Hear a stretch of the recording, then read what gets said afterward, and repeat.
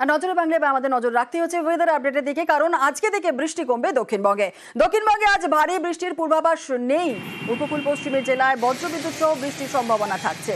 আর কি বলছে হাওয়া অফিস, বিশ্বজিৎ সাহা আমাদের প্রতিনিধি রয়েছে। বিশ্বজিৎ, হাওয়া অফিস কি বলছে, এই সপ্তাহটা কেমন ওয়েদার থাকবে? শুধুমাত্র আজ বা কাল নয়, এই সপ্তাহেই ভারী বৃষ্টির সম্ভাবনা কম, এমনটাই জানাচ্ছে আলিপুর আবহাওয়া দপ্তরের বিজ্ঞানীরা। এবং বিক্ষিপ্তভাবে বজ্রবিদ্যুৎ সহ বৃষ্টি দু এক জায়গায় হতে পারে। আজ একটু বেশি জেলায়, অর্থাৎ উপকূলের দক্ষিণ 24 পরগনা, পূর্ব মেদিনীপুর, পশ্চিম মেদিনীপুর, ঝাড়গ্রামে বজ্রবিদ্যুৎ সহ বৃষ্টির সম্ভাবনা বাঁকুড়া, পুরুলিয়াতে রয়েছে। আগামীকাল থেকে আরো কমবে এই সম্ভাবনা।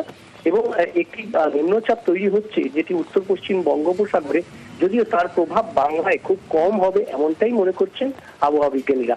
তবে সপ্তাহান্তে অর্থাৎ শনি রবিবারে আবার এই বজ্রবিদ্যুৎ সহ বৃষ্টির পরিমাণটা একটু বাড়তে পারে বলে ইঙ্গিত আবহাওয়া দপ্তরের।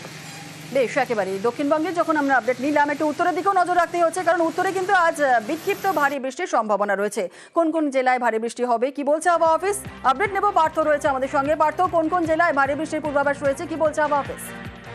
দেখো, একেবারেই তাই। যেমন দার্জিলিং এবং কালিম্পংয়ের উচ্চ পার্বত্য এলাকা তো বটেই, সমতলের শিলিগুড়ি, জলপাইগুড়ি, আলিপুরদুয়ার, কোচবিহার এইসব এলাকায় কিন্তু বিক্ষিপ্তভাবে ভারী বৃষ্টির পূর্বাভাস থাকছে। এবং দুপুরের পর থেকেই কিন্তু সেদিক থেকে বৃষ্টি হওয়ার সম্ভাবনা রয়েছে সমতলের জেলাগুলিতে। পাশাপাশি পাহাড়ও কিন্তু সকাল থেকে আকাশ মেঘলা, বিশেষ করে কালিম্পং এবং দার্জিলিং এ কিন্তু ভারী বৃষ্টির পূর্বাভাস থাকছে দুপুরের পর থেকে। বেশ, ধন্যবাদ।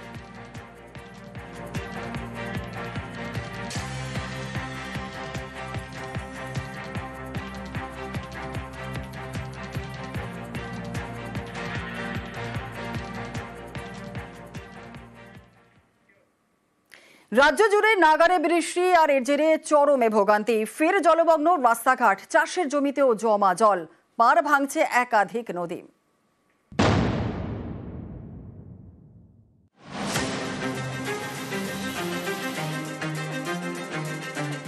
রাজ্য জুড়ে নিম্নচাপের বৃষ্টি, এর জেরে ভোগান্তি।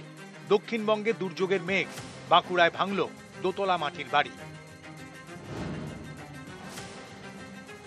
ঝাড়গ্রামে ফুঁসছে সুবর্ণরেখা, মালিঞ্চায় শুরু নদী ভাঙন। শনিবার রাতে সুবর্ণরেখায় ভেঙে পড়ে অঙ্গনওয়াড়ি কেন্দ্রের একাংশ।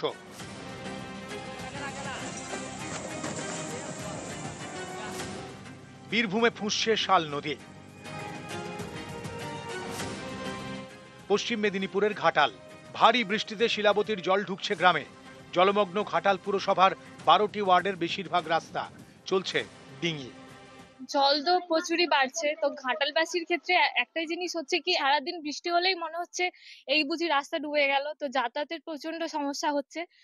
যারা রেগুলার যাতায়াত করেন, চাকরি ক্ষেত্রে হোক, বিভিন্ন দোকানে বা স্টুডেন্ট, তাদের প্রচুর সমস্যা হচ্ছে। পশ্চিম মেদিনীপুরের চন্দ্রকোনা, এখানেও ফুঁসছে নদী। নদীর জল চাষের জমিতে।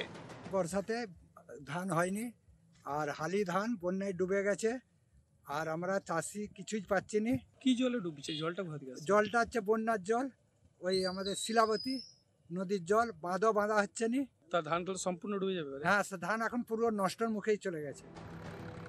পূর্ব বর্ধমানের পূর্বস্থলী, কয়েকদিনের টানা বৃষ্টিতে চাষের জমিতে জল, জলের তলায় পটল, ওল। দক্ষিণ 24 পরগনার নামখানা, এখানকার দুর্গানগর দিয়ে বয়ে গিয়েছে সপ্তমুখী নদী। এই নদী বাঁধে ধস, আতঙ্কে বাসিন্দারা। আজকেরই সকালে জল ঢুকতো, আমরা সবাই এসেছি, এসে কম বেশি হাতাহাতি লেগে গ্রামবাসী সহযোগিতা আমরা বাঁধটাকে কোনো রকম হালকা করে মেরামতি করেছি। রাত্রে হয়তো জল ঢুকলে ঢুকতে পারে। দক্ষিণবঙ্গের পাশাপাশি বৃষ্টি হচ্ছে উত্তরবঙ্গের জেলাগুলিতেও। দোসর ভুটান থেকে বয়ে আসা নদীর জল। ফুঁসছে রায়ডাক, তোরসা, সংকোষ। আলিপুরদুয়ারের কুমারগ্রামে একাধিক চা বাগান এলাকায় ভাঙন। নিউজ 18 বাংলা।